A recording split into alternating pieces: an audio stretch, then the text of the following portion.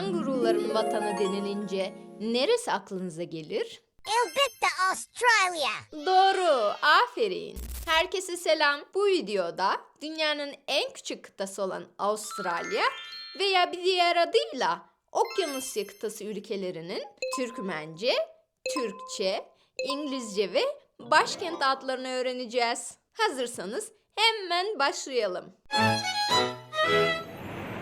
Avustralya, Canberra, Avustralya, Canberra. Australia, Canberra. Fiji, Suva, Fiji, Suva.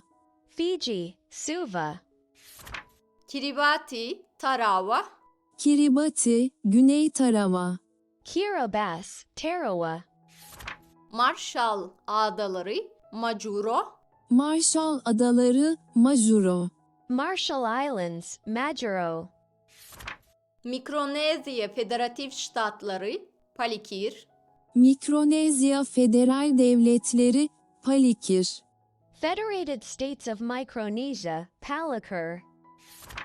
Nauru, Yaren, Nauru, Yaren.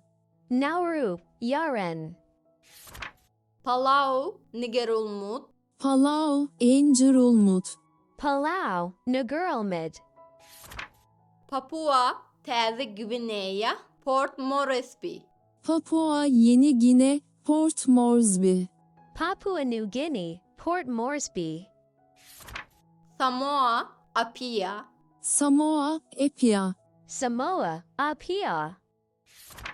Solomon Adaları, Honiara, Solomon Adaları, Honiara. Solomon Islands, Honiara. Tonga, Nuku'alofa, Tonga, Nuku'alofa.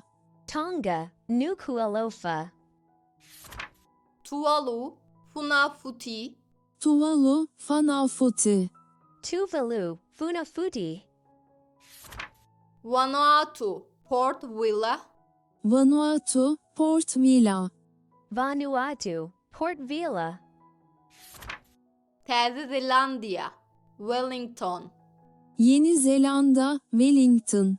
New Zealand, Wellington. Evet, bunlar Avustralya kıtasındaki bağımsız ülkeler. Avustralya kıtasında bunlardan başka da birkaç bölge daha var. Onlar başka ülkelere ait bağımlı bölgelerdir. Onların Türkmence adlarını video açıklama kısmına ekliyor olacağım. Bu video serimizin son videosu. Saniye. Antarktika kıtasındaki ülkeler kaldı. Aa, evet, haklısın. Ama Antarktika kıtasında ülke yok ki. Nasıl yani? O kadar büyük bir kıtada hiç ülke yok mu?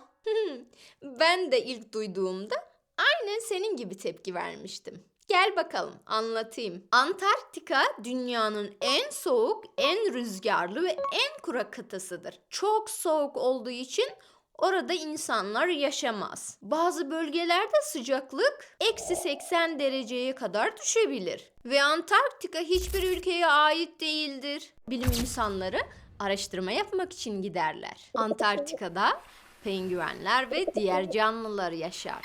Evet, Antarktika kıtasını da öğrendiğimize göre artık bu seriyi tamamlayabiliriz. Yorumlara en sevdiğiniz kıtayı ve o kıtayı neden sevdiğinizi yazmayı unutmayınız. Kendinize çok iyi bakın. Güle güle.